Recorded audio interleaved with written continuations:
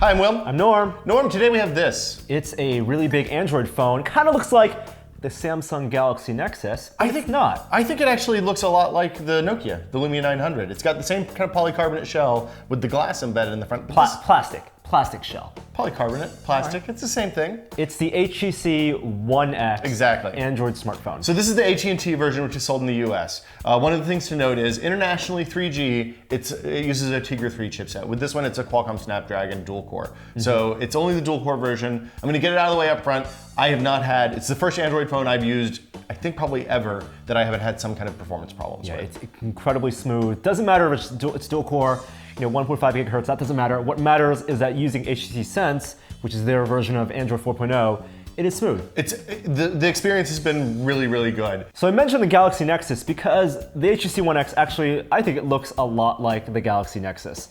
They're both 4.7 inch, 720p screens, but the screens are not the same. Yeah, well, first off, this is an IPS screen, and it is, I think without a doubt, the best screen I've seen on a phone. Partly because the distance from the screen to the glass is very, very low, but it's also an IPS screen like the iPhone 4S. It's an LCD screen. It's LCD, and when you look, the off-axis viewing angles of this screen are astounding. Yeah, and even in daylight, in outdoor environments, it actually is very clear. It looks almost like a piece of, I don't want to say a glossy magazine because it doesn't look like that. It's definitely shinier than that, but it looks almost like digital paper, right? It looks pretty incredible. So while this is an LCD screen, and these are both 1280 by 720 screens, the screen on the Galaxy Nexus is an AMOLED screen. Yeah, so it's an OLED display. It's a little bit less bright. The pixels seem to be at the same distance from the glass, which is good, but it just doesn't look as crisp. And one of the advantages of an OLED screen, theoretically, is that it doesn't need a backlight behind it. Right. And each pixel lights itself, so theoretically it can be thinner, but this is actually pretty thin as a phone. Well, the difference is the chipset. So because this uses an integrated LTE radio on the chipset and that doesn't, this needs more battery than the HTC One X. Also, because the battery on the HTC One X is non-removable, the phone can be designed for the battery. Definitely true. It's removable on the Galaxy Nexus, not removable on the HTC One X. So other things to note on the screen, the One X uses physical buttons like all the HTC phones. So there's more usable space on the screen on the One X. I really, really like this phone after using it for about a week now. It's pretty good. Other things to note, the camera app is fantastic and incredibly fast. It's much faster than the iPhone 4S, and it doesn't even activate a shutter. You can hear it clicking. You can literally take pictures as fast as you can match the button. Look, I'm recording video right now. And switching to video is instantaneous. Hey, look at your TV. You got to shoot in landscape position. Yeah, look at the phone. Look at the TV. Yep. Look at the phone. And there are other HTC Sense differences between Android 4.0. Yeah, the home screen, obviously they have their special widgets and all that stuff. I'm not so keen on the Sense overall. I especially don't like the HTC Sense keyboard. The good news is on Android you can switch that stuff out really easily. I find the keyboard pretty difficult to use, frankly. But I do like their multitasking implementation. So instead of the vertical scrolling with the little thumbnails, you get a nice big full screen image that you can just scroll sideways to switch between apps. Kind of looks like Arrow in Windows 7. It really does, yeah, but in a positive way. Another physical difference, you have the volume buttons on the side, but the activation button, the sleep button, is on top. Is on the top. And if you were to change one thing about the physical design of this phone, you would put the sleep button on the right. I'd do two things. I'd put a sleep button on the right, and I'd give it a physical camera button. I think that's my favorite thing about the Windows phones, and it's a good, useful feature. Although you can launch the camera quickly from the lock screen just by dragging it down into a little circle. The camera does bulge a little bit from the back. The screen isn't curved, but the phone is curved. And I don't think you ran into any problems with the camera lens being... It rests on the edge of the camera bezel. The edge, so it doesn't scrape the actual lens. You'd have to do bad things to scrape.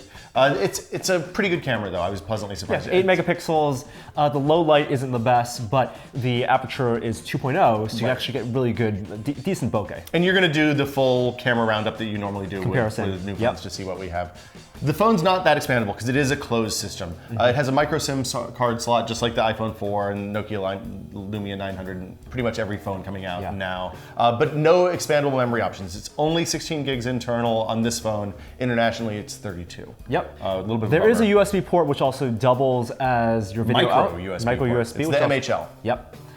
And other than that, there's also a glowing LED button. You can't customize it that much. It blinks for charging, and then it also blinks for email. but it's not a full like three color. That's exactly light.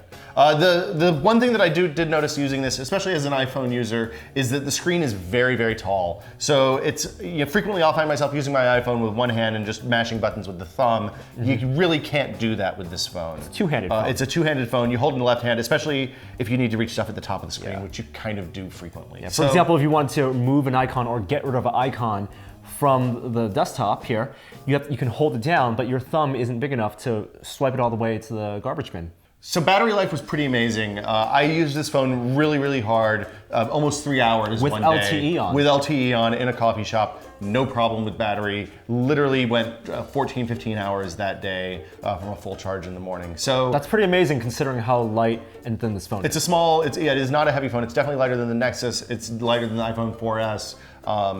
And even though it's a pretty big phone, it does fit in your pocket pretty well, even with relatively skinny jeans on. Really, my only caveat for this phone, if you're looking for a new phone right now, the only reason I wouldn't recommend it is because it runs HTC's Sense software. Which isn't bad right now, right. But then you are trusting HTC to update with the next version. When Jelly Bean comes out later this year. I mean, it could be in a matter of months. Right.